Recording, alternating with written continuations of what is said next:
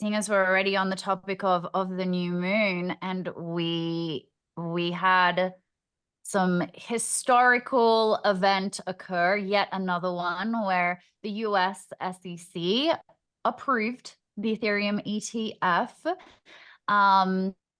And Andrew, we were talking earlier about how you've seen some pretty cool things in Ethereum's chart. And I pulled it up since you said it, and there's some pretty funky things happening. So that's really cool. Yeah. It looks Um, pretty. yeah. Ethereum's chart with the new moon coming into Ethereum's seventh house. Seventh house, it has Gemini there. Um, the seventh house is traditionally rules partnerships, or in a natal person's chart, it's romantic partnerships or best friends, spouses. And so with regards to business, when we look at business charts or an entity such as Ethereum, it's the seventh house is influences interactions in business relationships, contracts, and negotiations. So to have this abundance of planets in the seventh house speaks, and Jupiter just entered the sign. So it's like widening this whole topic. And Jupiter came in first to Gemini, and then the Sun and Venus moving in time for the new moon. It's a very strong bullish signal on greater chatter and communication with Ethereum.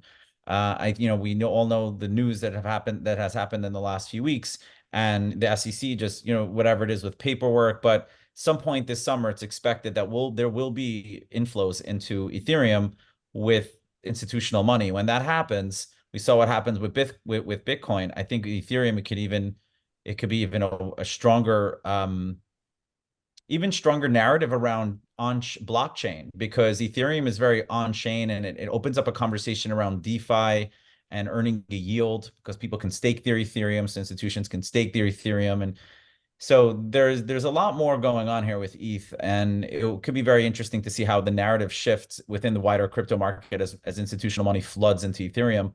And then it could really be the catalyst to set up an alt season later in the year. Yeah. Yeah.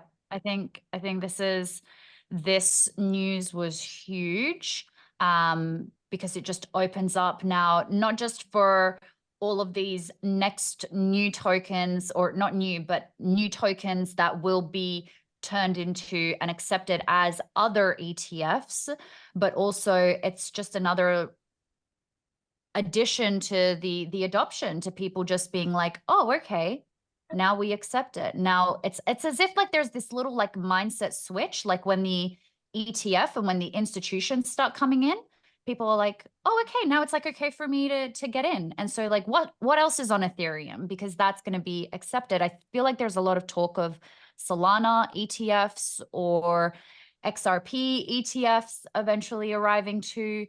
I feel like Link is another one that will be up and coming quite soon, seeing as they're doing a lot of collabs with banks.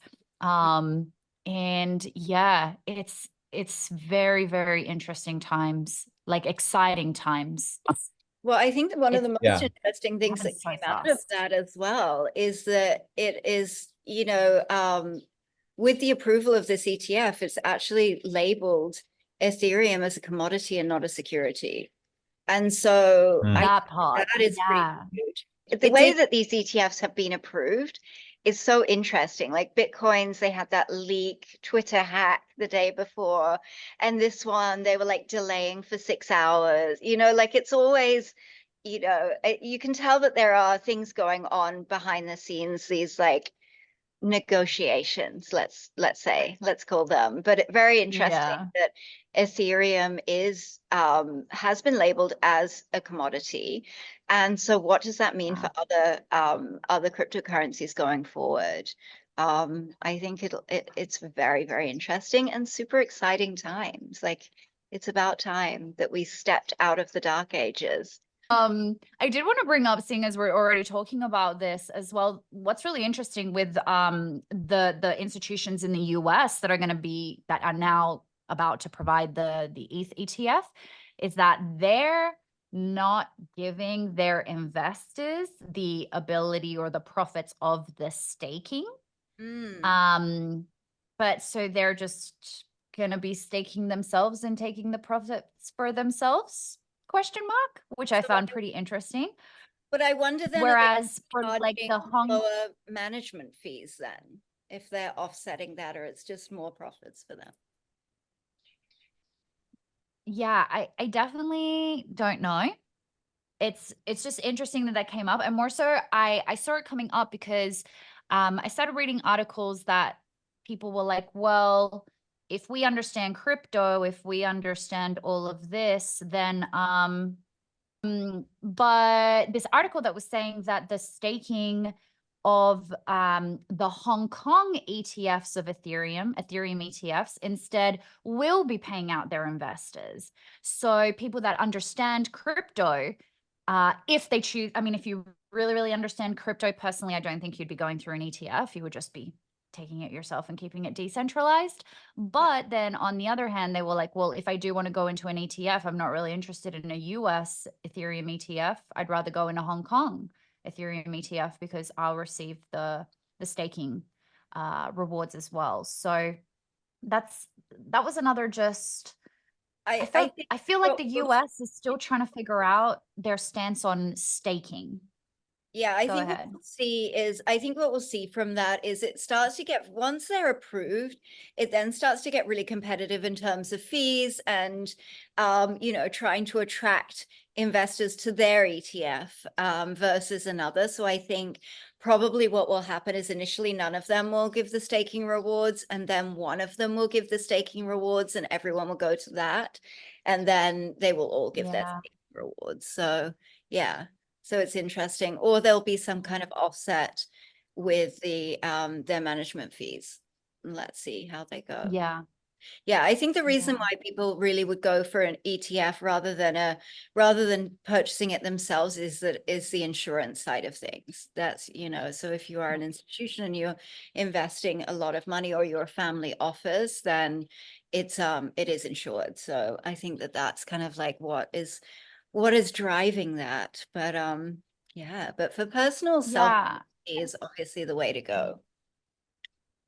Yeah, I do feel like, I mean, in the future, I do feel like that's going to be another thing that DeFi will continue to work with. And I feel like there will be more and more insurance possibilities and opportunities through crypto. But yeah, But let's it'll see. have to I feel like that's completely just the future. change.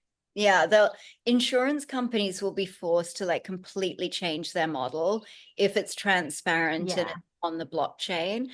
I see it kind of like molding into more like a cooperative. So people sort of putting money like a community, putting money into like a DAO, kind of like a pool. And so that if like, you know, a car accident happens, they can dip into that pool and they keep contributing, and which is kind of what insurance companies are meant to be. But the lack of transparency in the current way it's set up, I don't know they'll be able to survive and transfer over to blockchain.